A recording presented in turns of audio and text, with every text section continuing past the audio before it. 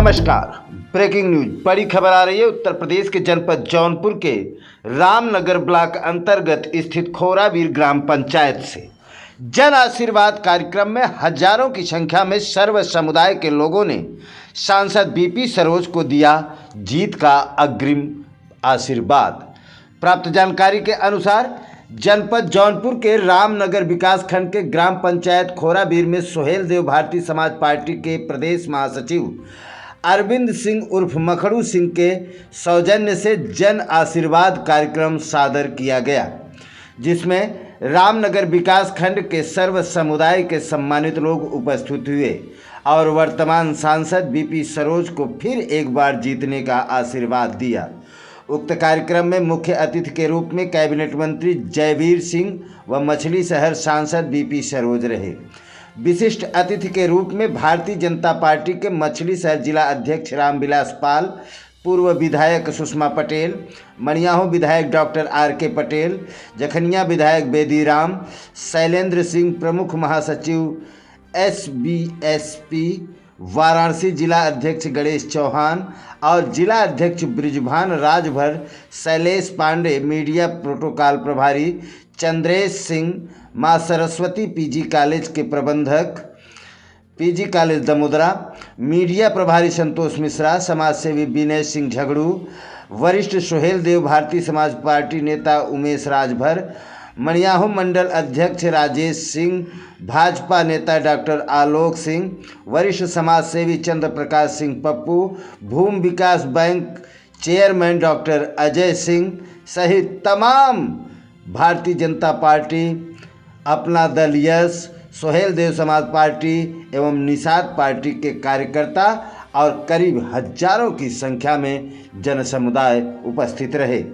आपसे बता दूं कि इस कार्यक्रम की अध्यक्षता पंडित ओम प्रकाश दुबे पूर्व प्रधानाध्यापक ने किया। शुरू में जब जनता को संबोधन करने के लिए पूर्व विधायक सुषमा पटेल माइक पर पहुंची हैं, तो उन्होंने सबसे पहले भारत माता की जय और जय श्री राम का नारा लगाया, जिसके चलते पूरा पंडाल जय श्री राम के नारे से गूंज गया। उसके बाद अयोध्या मंदिर पर बात करते हुए उन्होंने कहा कि जब मंदिर बनकर तैयार हुआ था उस समय विपक्ष के बड़े नेता को निमंत्रण दिया गया, लेकिन वो नहीं आए। तो जनता से उन्होंने अपील किया कि जो राम का नहीं हो सका वो हमारा और आपका नहीं होगा। इसलिए 25 मई को कमल के फूल के सामने वाले बटन को इतना दबाइए कि सामने वाले की जमानत जब्त हो जाए। वहीं शैलेंद्र पांडे ने जो प्रोटोकॉल के पदाधिकारी हैं, उन्होंने जब माइक संभाला है तो सबसे पहले उन्होंने भगवान भोलेनाथ का जयकारा लगाया। ओम नमः पतये, हर हर महादेव। हर हर महादेव के नारे से ऐसा लग रहा था कि आज रामनगर ब्लॉक का खोराबीर एकदम से काशी विश्वनाथ का धाम लग रहा था। उन्होंने भी जनता से अपील किया कि हम सभी पार्टियां मिलकर भारतीय जनता पार्टी के प्रत्याशी बीपी सरोज को यहां अधिक से अधिक वोटों से जिता करके लोकसभा में भेजें, ताकि आगे क्षेत्र का विकास हो सके। वहीं मणियाहू विधायक डॉक्टर आर.के. पटेल ने जनता से वोट की अपील करते हुए ये भी कहा कि हो सकता है अगर हमारा सांसद यहां से जीत कर लोकसभा में जाए तो प्रधानमंत्री नरेंद्र मोदी अपने मंत्रिमंडल में शामिल कर दें और वो मंत्री बनकर हमारे क्षेत्र में आए, जिससे क्षेत्र का और भी विकास होगा। वहीं पर मुख्य अतिथि कैबिनेट मंत्री जयवीर सिंह ने सभी आए हुए आगंतुकों का आभार व्यक्त किया और अपने संबोधन में उन्होंने बीजेपी के प्रत्याशी बीपी सरोज को अधिक से अधिक वोट देकर भारी मतों से जिताने का आह्वान किया। आइए सुनते हैं सभी नेताओं से बारी बारी से। हर गरीब को, हर जरूरतमंद को उसके इलाज के लिए 5 लाख रुपए तक निःशुल्क स्वास्थ्य बीमा देने का काम किया है। हमारी माताओं बहनों को प्रधानमंत्री उज्ज्वला योजना के माध्यम से धुएं से निजात दिलाने के लिए निःशुल्क गैस कनेक्शन देने का काम किया है। इस देश के 80 करोड़ लोगों को लगातार निरंतर हमारी सरकार निःशुल्क राशन की सुविधा लगातार ऐसे गरीबों को और जरूरतमंद लोगों को देने का कार्य कर रही है।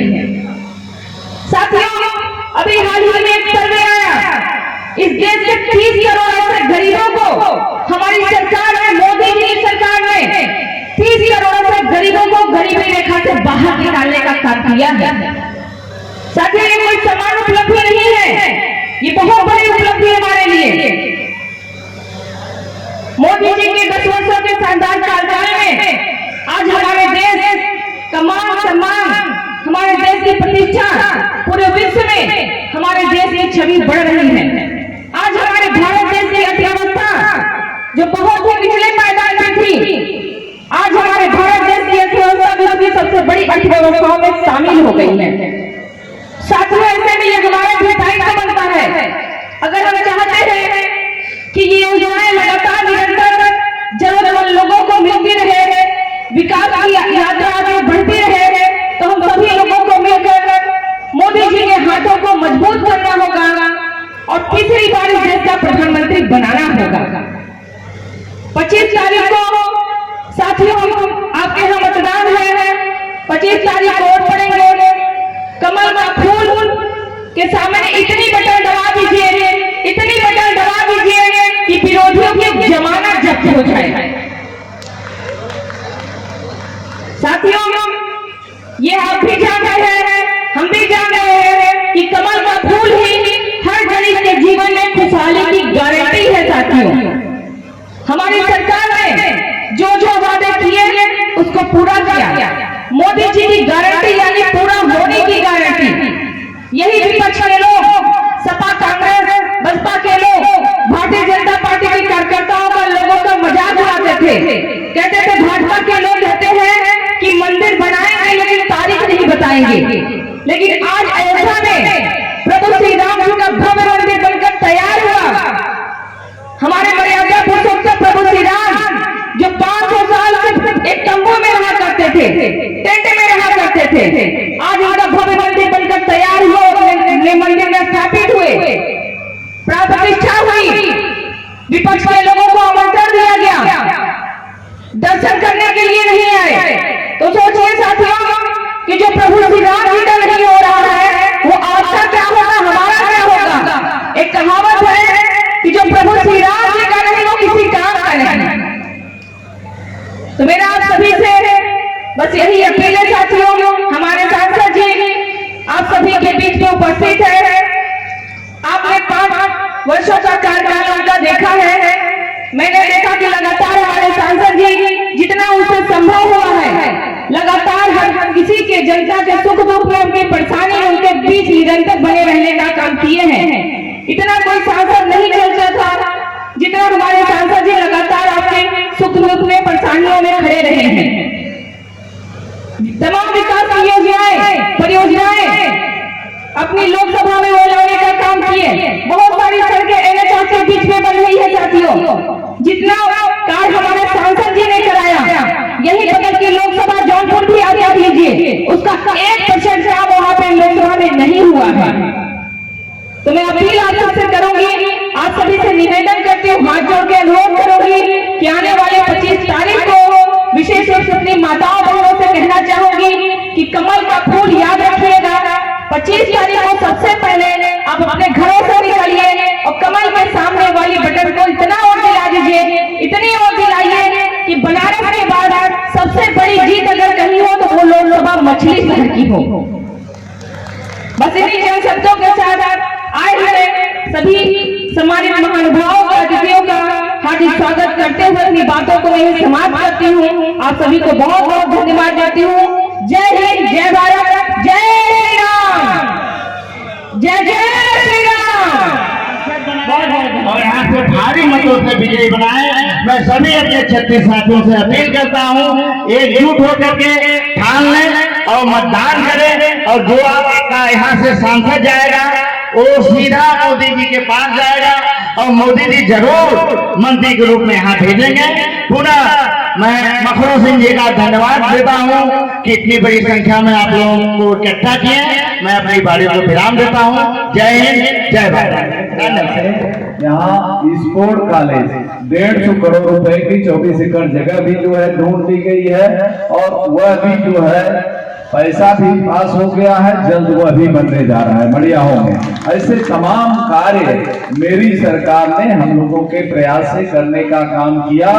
और मैं आप लोगों को इतना बताना चाहूंगा कि जो सांसद होते हैं उनका बरस में 6 महीने कमेटियों की बैठक और सदन में चला जाता है।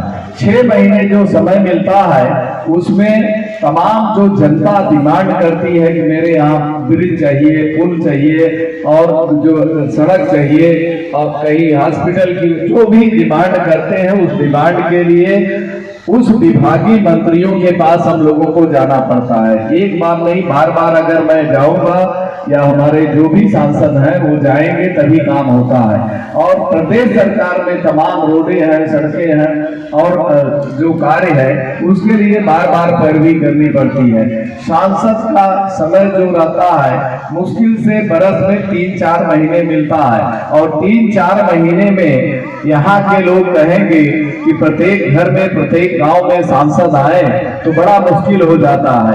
आपको मैं एक बात बताना चाहूंगा कि यहाँ आप जिला पंचायत सदस्य चुनते हैं, मुश्किल से 20-22 गांव उनका रहता है। क्या जिला पंचायत सदस्य प्रत्येक गांव में 5 साल में पहुंचता है क्या? या एक विधायक, हमारे विधायक भी बैठे हैं, ये 5 साल में प्रत्येक गांव में पहुंचते हैं क्या? बुद्धि तो हिला रहे हैं, लेकिन चलिए ठीक है। तो मैं आप लोगों को इतना ही कहूंगा कि सांसद का काम है कि आपके क्षेत्र में बड़े बड़े प्रोजेक्ट लेके आने का, सबका अलग अलग काम है। तो आप लोग जहां कहीं कोई ऐसी बात हो और कोई ओकेजन हो, कोई फंक्शन हो, शादी विवाह हो, आप लोग बुलाइए। अगर मैं मौजूद हूँ, सदन नहीं चालू है, तो निश्चित तौर पर आप लोगों के बीच में आऊंगा। और अगर मैं नहीं पहुंच पा रहा हूं, सदन चालू है, तो आप लोग उसके लिए नाराज न होइएगा मेरे भाइयों। मैं आप लोगों को बताना चाहूंगा अभी सदन की उपस्थिति का जो टॉप 3 नाम वहां पर लिए, हमेशा जब सदन बंद होता है तो 5 बरस कंप्लीट होता है, तो ये टॉप 3 नाम कौन है जो उपस्थिति में, तो वह जो है हमेशा लिए जाते हैं। इस बार का टॉप 3 नाम जो आया है उसमें सबसे टॉप पर 99% उपस्थिति किसी की है, तो सांसद मछली शहर बीपी सरोज की है। और जनता के बीच में भी और वहां भी उपस्थिति दर्ज कराने का काम और सौभाग्य मुझको प्राप्त हुआ है। अभी हमारे मुख्य अतिथि बैठे हैं, उनकी बातों को आप लोग सुनिएगा। मैं आप सब लोगों से एक छोटी सी बात इतना बताना चाहूंगा कि 2019 में आप लोगों ने 303 सांसद चुन करके भेजे और गठबंधन को लेकर के 350, और इतना बहुमत पे आप सांसद बनाए। और बनाने के बाद ही तो धारा 370 हटी, 35 ये हटा, कश्मीर आपका आजाद हुआ। अगर आप नहीं बनाए होते तो क्या धारा 370 हटती, 35 ये हटता, या नारी बंधन विधेयक जो पास हुआ वो पास होता। मैं आप लोगों को बताना चाहूंगा 500 वर्ष से प्रभु श्री राम, मर्यादा पुरुषोत्तम प्रभु श्री राम जो एक तंबू में विराजमान थे, वो इन्हीं ये 5 वर्षों में अयोध्या में राम मंदिर का शिलान्यास भी हुआ, राम मंदिर बन के तैयार भी हुआ और प्रभु श्री राम अपने स्थान पर विराजमान भी हुए। मैं आप लोगों से ये पूछना चाहता हूं कि अगर मोदी सरकार नहीं बनी होती तो क्या इन 10 वर्षों में जो प्रभु श्री राम का भव्य मंदिर तैयार होता क्या? नहीं हो पाता। तो मैं आप सब लोगों से यही कहूंगा कि ये जो 25 मई को चुनाव होने जा रहा है, ये राष्ट्र को मजबूत करने वाला चुनाव है, विकसित भारत बनाने का चुनाव है, भारत को भारत से भ्रष्टाचार मिटाने वाला चुनाव है। मैं आप लोगों से यही कहूंगा कि विकसित भारत के लिए जो आप सब लोग यहाँ उपस्थित हैं, 25 मई को आप सब लोग अपने पोलिंग बूथ पर जब जाएं तो सबसे पहले देखें कि मोदी का निशान कहाँ है, कमल का निशान कहाँ है। कमल के निशान के सामने वाली बटन को इतना दबाएं, इतना दबाएं, इतना दबाएं कि विरोधियों की जमानत जब्त हो जाए और मोदी जी तीसरी बार देश के प्रधानमंत्री बने। और जब तीसरी बार प्रधानमंत्री बनेंगे सम्मानित साथियों, तो जो ऐतिहासिक कार्य इन 10 वर्षों में मोदी जी ने किया है, इन 5 वर्षों में अनेक ऐतिहासिक कार्य होने हैं। मैं समझता हूं कि 65 वर्षों में इतना कार्य नहीं हुआ जितना मोदी सरकार ने इन 10 वर्षों में 2014 से 24 तक करने पर बार बार यही बात पार्टी के लोग करते थे, रामलला हम आएंगे, मंदिर वहीं बनाएंगे, लेकिन वो कहने लगे कि तारीख नहीं बताएंगे। और जब मोदी और योगी जी की सरकार आपकी कृपा से बनी तो आज राम का भगवान श्री राम जी का भव्य दिव्य अलौकिक मंदिर आज आपके सामने प्रस्तुत हुआ है। ये तभी हुआ है कि जब आपने लगातार मोदी जी और योगी जी को आशीर्वाद देने का काम किया। जब केंद्र की सरकार की ये बात करें कि 10 साल के अंदर मोदी जी के नेतृत्व में जहाँ हम लोग 11वीं अर्थव्यवस्था पूरे विश्व की थे, लेकिन आज दुनिया की सबसे बड़ी 5वीं अर्थव्यवस्था हिंदुस्तान 10 सालों में बनने का सपना साकार कर रहा है। आज 65 साल के तमाम निर्णय लटके हुए निर्णय आज एक मिनट में धरातल पर उतारने का काम हुआ है। आज जब G20 का सम्मेलन होता है जिसमें दुनिया के 80% इकोनॉमी पर आधिपत्य रखने वाले देशों का प्रतिनिधित्व की अध्यक्षता जब भारत करता है, तो मोदी जी के राष्ट्र अध्यक्ष के रूप में ऑटोग्राफ लेने की बात। कोई बड़े बड़े देशों के राष्ट्रपति कहते हैं मोदी का बॉस। तमाम राष्ट्रों के अध्यक्ष मोदी का सम्मान जिस तरीके से 56 इंच का सीना लेकर के मोदी जी भारत का प्रस्तुतिकरण करते हैं, भारत के रहने वाले एक एक व्यक्ति का सिर्फ गर्व से ऊपर होने का काम होता है।